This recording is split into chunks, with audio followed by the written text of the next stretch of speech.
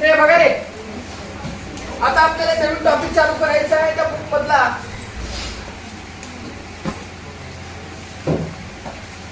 या ठिकाणी तुम्हाला काय म्हटलं, the centre of mass of an object. Centre of mass of an object. Try to understand पहिला काय आहे नेमकं याचं म्हणणं. सर्कलचा जो सेंटर ऑफ मास असतो तो वेगळा असतो, बरोबर आहे बेटा. ट्रायंगलचा सेंटर ऑफ मास वेगळा असतो. According to the geometrical shape प्रत्येकाचा जो सेंटर ऑफ मास असतो तो वेगळा असतो. सर सेंटर ऑफ मास म्हणजे काय, तर सेंटर ऑफ मास म्हणजे त्याचं सर्व जे मास ज्या ठिकाणी कॉन्सन्ट्रेट केलेलं असतं असा पॉइंट त्याला काय म्हटलं जातं, सेंटर ऑफ मास असं म्हणतात.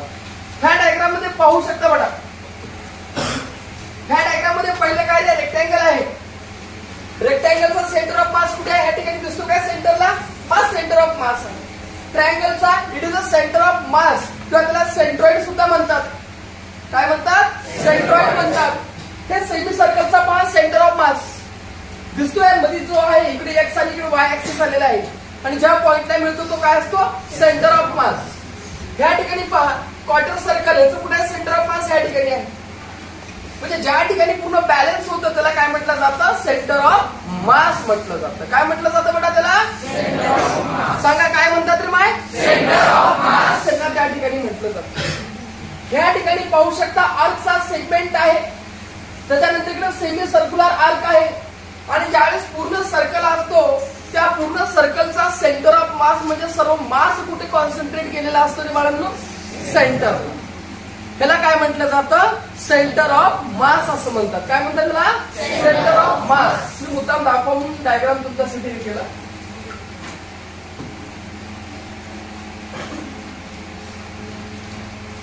या ठिकाणी पहा सर्कलचा सेंटर ऑफ मास सेंटरला, या ठिकाणी ट्रायंगलचा थोडं वरच्या साईडला, स्क्वेअरचा दोन्हीकडून सेंटरला आल्यानंतर असतो.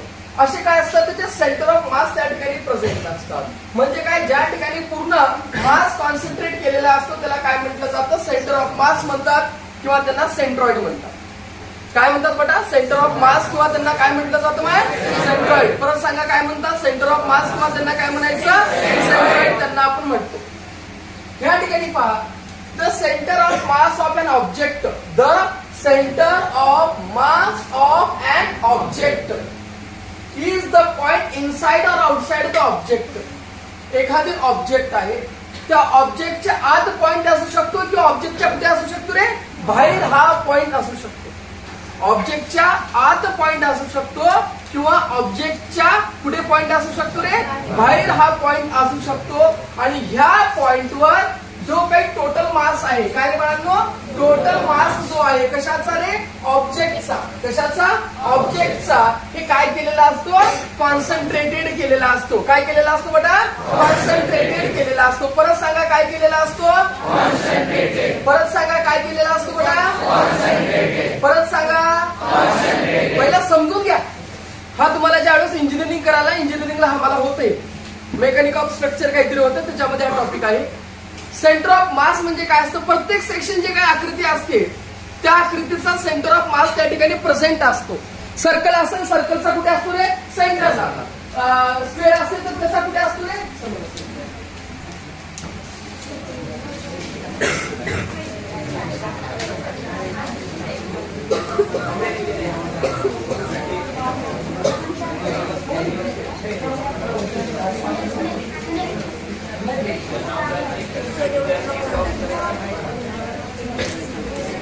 बघा रे बाळांनो, डायग्राम मी परत एकदा दाखवतो, तुमच्या लक्षात येईल. पहिला डेफिनेशन काय चित्र पहिला समजून घ्या. The centre of mass of A spherical object having uniform density. Uniform density म्हणजे काय, एक भरीव गोळा समजून घ्या. भरीव गोळा म्हणजे काय, बॉल जसा असतो ना पूर्ण भरलेला, त्याला काय म्हणतात, युनिफॉर्म डेन्सिटी असं म्हणतात. डेन्सिटी म्हणजे काय, त्याची घनता. स्फेरिकल म्हणजे काय, गोल. स्फेरिकल म्हणजे काय रे, गोल. The center of mass of a spherical object having uniform density is at its geometrical center. Geometrical center कसा असेल त्या ठिकाणी पहा. हा सर्कल दिसतो काय म्हणताय, suppose that is a circle. आणि या सर्कल मध्ये तुम्हाला वरची ऍक्सिस आडवी ऍक्सिस दिसते. मग ह्या ऍक्सिस वर काय कंट्रोल केलेला आहे किंवा काय कॉन्सन्ट्रेट केलेला आहे, सेंटर मास आहे. टोटल मास कुठे कॉन्सन्ट्रेट केलेला आहे? सर्कलच्या सेंटरला. हा स्फेरिकल ऑब्जेक्ट आहे समजा, आणि आता ह्याचा पूर्ण मास कुण्या ठिकाणी कॉन्सन्ट्रेट केलेला असतो बाळांनो? सेंटरला. कुठं कुठे कुठे केलेला असतो? सेंटरला. कशाच्या? स्फेरिकल ऑब्जेक्टच्या. ट्रायंगल असेल तर ट्रायंगल साठी वेगळा, स्क्वेअर असेल तर त्याच्यासाठी वेगळा, आणि एखादी समजा वेगळ्या प्रकारचा जॉमेट्रिकल शेप असेल तर त्या ठिकाणी सुद्धा जो काही मास म्हणतो आपण कॉन्सन्ट्रेट केलेला असतो तो पॉइंट कसा असतो? वेगळा असतो. आणि ज्या पॉइंटवर मास कॉन्सन्ट्रेट केलेला असतो त्या पॉइंटला काय म्हणतात? सेंट्रॉइड. ज्या पद्धतीने याच्या पहिला आपण काय पाहिलं रे बाळांनो? इलिप्स पाहिलं होतं. इलिप्सला किती सेंटर असतात म्हणलं? 2 असतात. त्याला आपण काय म्हणतो म्हणलं? Focal point. आणि त्याच पद्धतीने ह्याचा जो सेंटर ऑफ मास असतो, ज्या ठिकाणी टोटल मास कॉन्सन्ट्रेट केलेला असतो त्या पॉइंटला काय म्हणतात? सेंट्रॉइड किंवा सेंटर ऑफ मास. काय म्हणतात बेटा त्याला? सेंट्रॉइड, किंवा त्याला काय म्हटलं जातं? सेंटर ऑफ मास त्याला त्या ठिकाणी म्हटलं जातं. The center of mass of an object is the point inside or outside the object at which total mass of the object can be assumed to be concentrated. काय समजला जातो?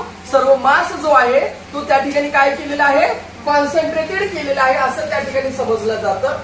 The center of mass of a spherical object having uniform density is at its geometrical center. The center of mass of any object having uniform density. बघा इथं काय म्हणलं? The center of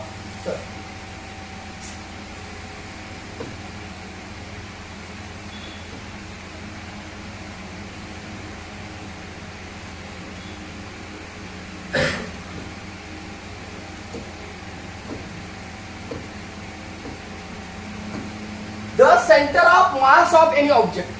कोणत्याही ऑब्जेक्टचा काय बाळांनो? सेंटर. कोणत्याही ऑब्जेक्टचा सेंटर.